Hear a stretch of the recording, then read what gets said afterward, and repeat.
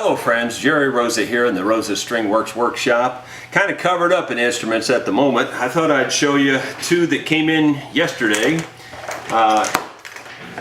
You can tell by the case we're talking about another high quality fine instrument here.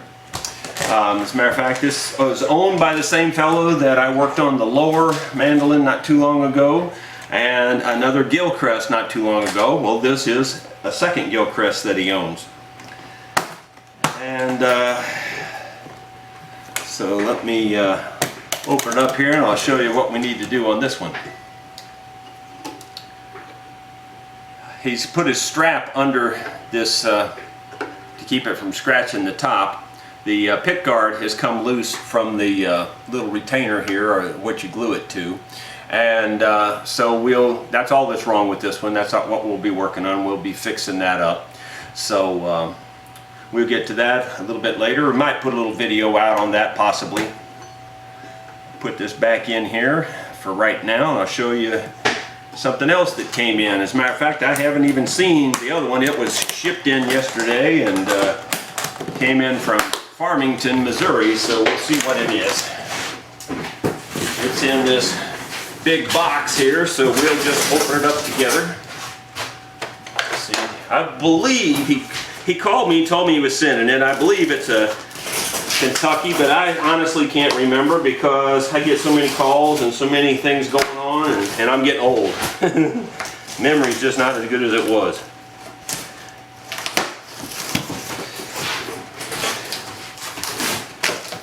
When I say Farmington, I think he told me he lives in Bismarck, Missouri, but I think it was shipped from Farmington from the UPS. Uh-oh, it's got the peanuts. Well, that means we're going to stop the video and get rid of the peanuts.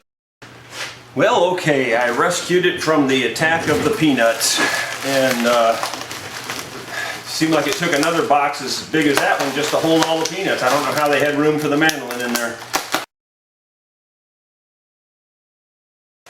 There we go. We see daylight finally. Okay. Like I said, we're kind of looking at this one together because I don't know what it is for sure. I believe he said Kentucky. Yep, it is a Kentucky. And it says KM, and it looks like 675S is best I can read in there. It's handwritten and it's not written very well, so it's a little hard to see. But that's what it looks like. And all this one needs is a setup. He already has one of my deer antler saddles on here, which I've sold literally all over the world. I think I've sold them in all 50 states and 17 countries. And anyway, it's a nice looking mandolin. Basically, it just needs a setup. The strings are crazy high off the bridge or off the fretboard here. I mean, they're way high. So, and up here too, they're high. So he'll think he's died and gone to heaven when he gets this one back. And we have one more instrument in the shop right at the moment here that I thought I'd just show you that I'm working on. This is an old Gibson J50 Deluxe, and as you can see, I've got the pickguard off of it. The pickguard is right here. You can see how curled up the pickguard is, and literally that curling up broke this top. I've already pushed it back down considerably. It was, well, it was standing up like that, and that's like a 1/4 inch high from where the rest of the top is. So it really buckled and pulled this up. So we're going to repair the damage here and put a new pickguard on it.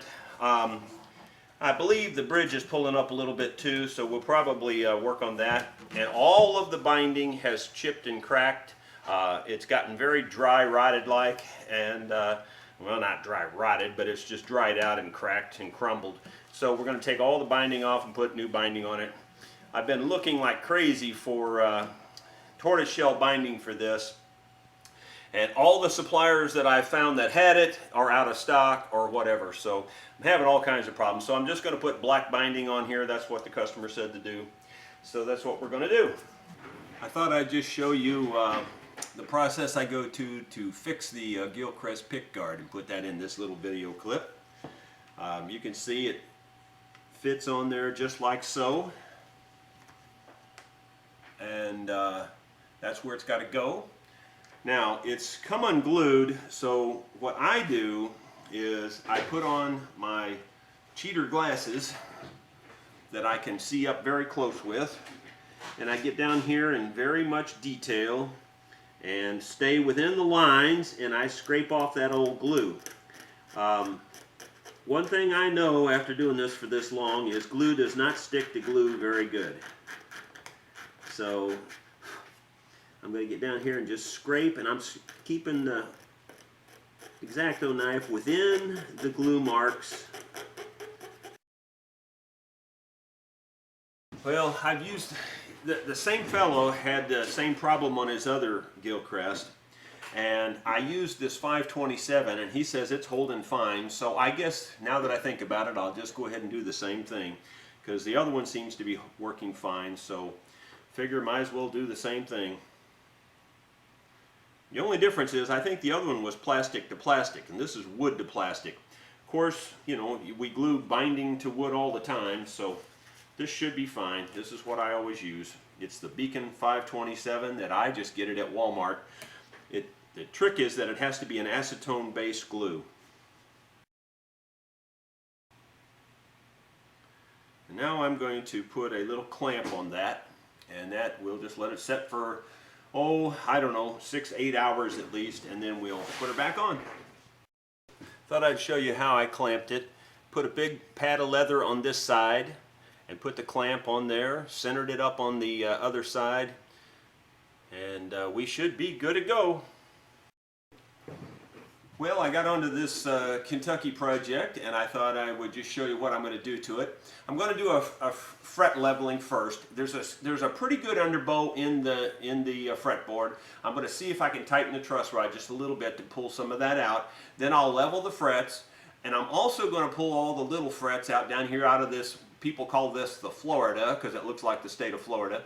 And I'm going to pull this out of here. I'll pull the frets out, and then I'm going to scallop this down level, give it much more pick clearance.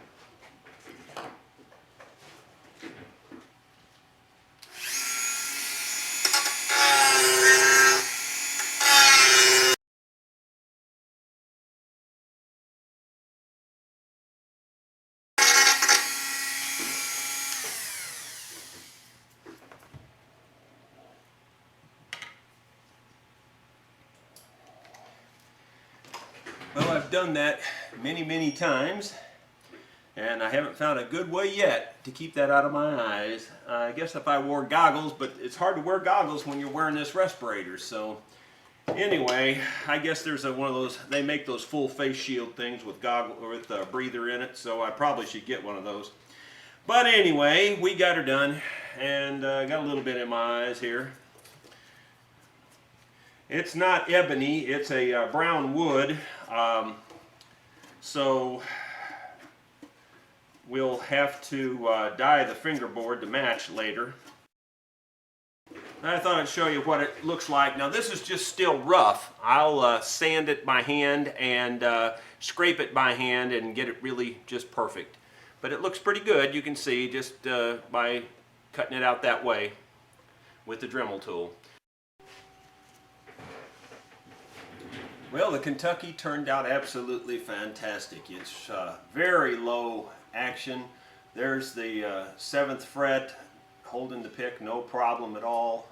The customer sent along light strings, which I'm not a big fan of, but that's what he wanted on here. So we set it up with the light strings, and it's got some real good punch right now.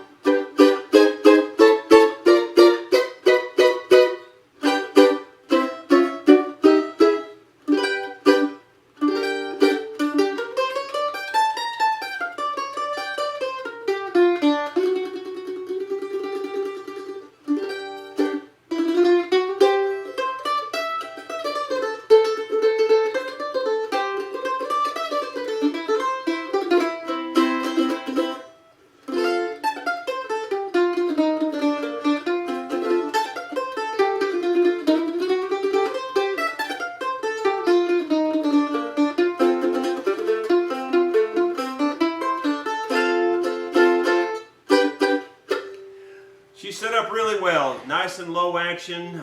It's a real easy thing to play. I cut the bridge feet off some to lower the bridge down. I cut some of the bottom of the saddle off to lower it down a little bit.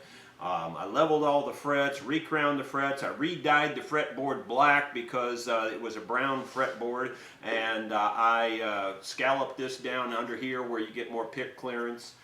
And I don't know, I did a number of things. I re-leveled all the in between the frets also, and I set the intonation. So she's up in really, really good shape. I tightened up the truss rod just a little bit to get some of that underbow out. It's pretty flat now. That's pretty close to where it should be. It's a hair underbow, which is what you want. So that's good. But it had quite a bit of underbow before. So it's up in very good shape. The customer ought to be very, very happy with that. It plays like a dream. And I thought I'd give you another update. I will be presenting a mandolin workshop, and I'll be there with my DVDs. I was asked to come up to the Lewistown, Illinois Lloyd Lohr Hometown Bluegrass Festival. It will be June 26th and 27th this year. That's a Friday and a Saturday at Lewistown, Illinois. And I'll be putting on mandolin workshops both days. And it'll be basically Mandolin 101, how to play the mandolin and my theory behind using the Nashville number system with the mandolin and how that works and how it makes music make sense. It's a much simpler way to learn how to play music, I think. I've had great success with lots and lots of students, so I know it works real well. If you wanted more information on that, the telephone number is 309-253-8918. I'll hold this up close, maybe you can see it, if the machine can focus on it.